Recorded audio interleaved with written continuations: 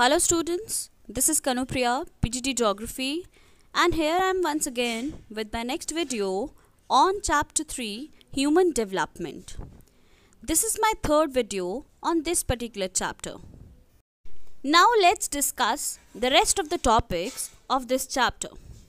Today's first topic is Swachh Bharat Mission SBM. This is the topic related to indicators of healthy life. The release of toxic and non-biodegradable waste from industries and urban severages, open defecation, all of these have created many health hazards. The Government of India has initiated many steps to address these problems, and Swachh Bharat Mission is one of these. Swachh Bharat Mission was started by our Prime Minister Shri Narendra Modi on 2nd of October 2014. A healthy mind lives in a healthy body. And for a healthy body, we require clean environment, particularly clean air, water, noise-free atmosphere, and hygienic surroundings, which are prerequisite. Municipality waste, industrial effluents, and pollutants generated by transport are the major sources of pollution in urban India. Open defecation in rural areas and in urban slums are a major source of pollution.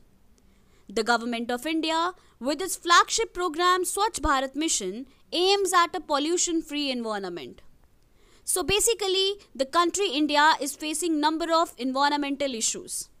To overcome these environmental issues, our Government of India has initiated number of steps.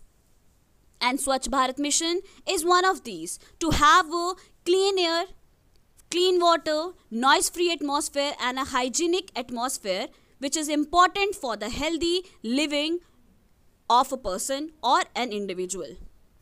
The main sources of pollution in urban areas is because of the municipality waste, industrial effluents and pollutants generated by transport. And in rural areas and urban slums, we have a big problem of open defecation. So Government of India has started this Swachh Bharat Mission with the aim to have a pollution-free environment, to have clean air, clean water, noise-free atmosphere and hygienic surroundings so that people can live a healthy life. Now we have certain objectives of Swachh Bharat Mission. The main objective of Swachh Bharat Mission is to make India open defecation free and achieving 100% scientific management of municipality solid waste, construction of individual household latrines, community toilet seats and public toilet seats. Second objective of Swachh Bharat Mission is to make provision for the supply of clean energy fuel LPG to all households in rural areas to reduce domestic pollution. Providing potable drinking water to every household to control the spread of waterborne diseases.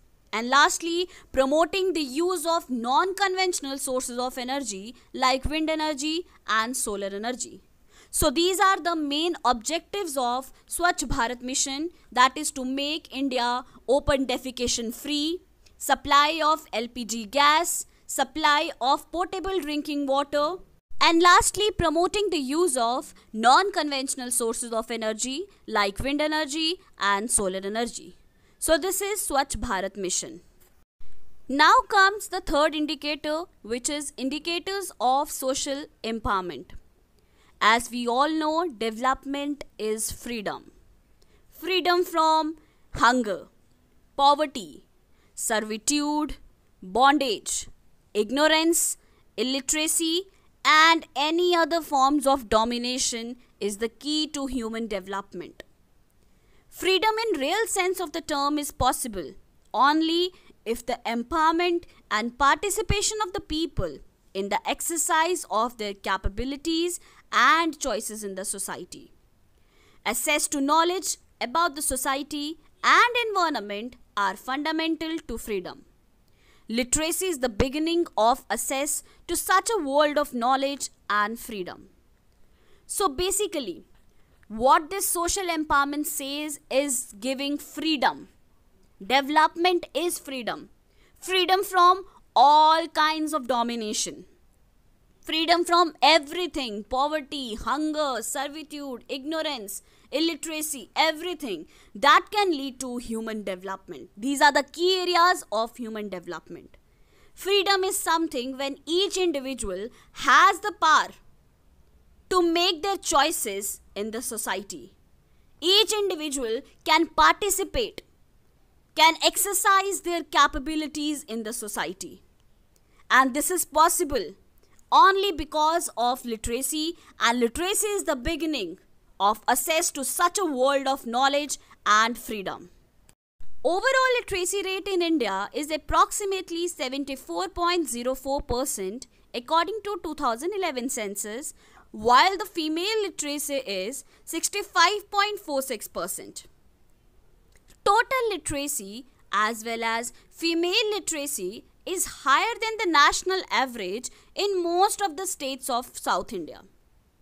There are wide regional disparities in literacy rate across the states of India. There is a state like Bihar which has very low, that is 63.82% literacy rate, and there are states like Kerala and Mizoram which have literacy rate of 93.91 and 91.58% respectively.